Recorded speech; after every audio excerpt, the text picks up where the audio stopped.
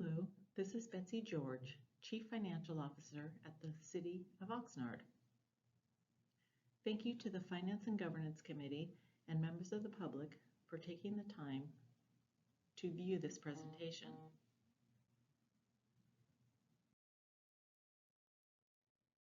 The recommendation is that the Finance and Governance Committee receive the annual Accounts Receivable Write-Off Report and authorize staff to provide this report to City Council.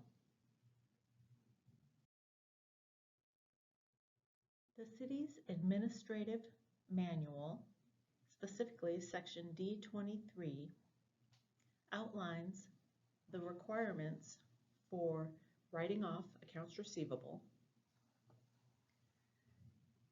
The city has undergone significant collection efforts on the accounts that are included in this report. These efforts, depending on the type of account, would include mailing notices, deploying door hangers, terminating services, sending out 10-day to pay notices, pursuing unpaid amounts in small claims court, and referring accounts to the city's collection vendor, FedChecks. Resolution number 15281, which was adopted in 2019, establishes that writing off accounts receivable must be approved by the City Council, except when the amount of an individual account is less than $25,000, in which case the city manager may approve the charge-off. There are a few specific and well-defined reasons that amounts owed to the City of Oxnard would be recommended for writing off. Those include the account being discharged through a bankruptcy proceeding, the individual owing the amount is deceased, the statute of limitations has run out,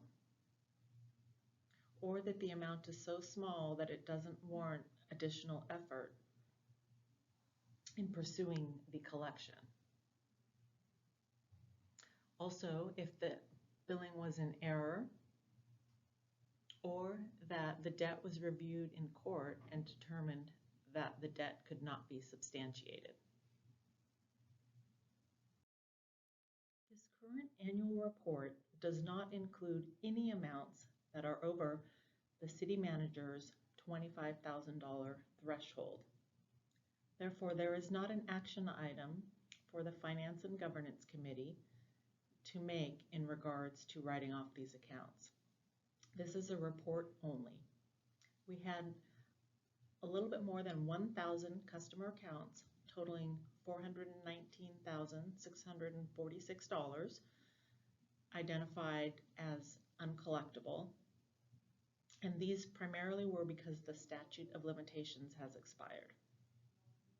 529 of those accounts, representing $246,491.36, were utility billing accounts, and 490 were general billing accounts, representing $173,154.37. These amounts would be billings for false alarms, property damage, and DUIs. Memos with the details of each account were submitted to the city manager, and he had approved the writing off of these balances. Memos are attached to the agenda item in this report.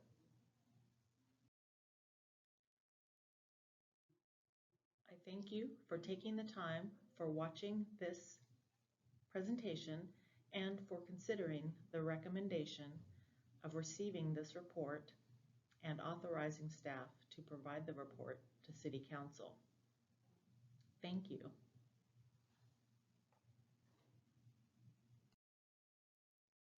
I will be available at the February 22nd Finance and Governance Committee meeting to answer any questions that may arise out of this item.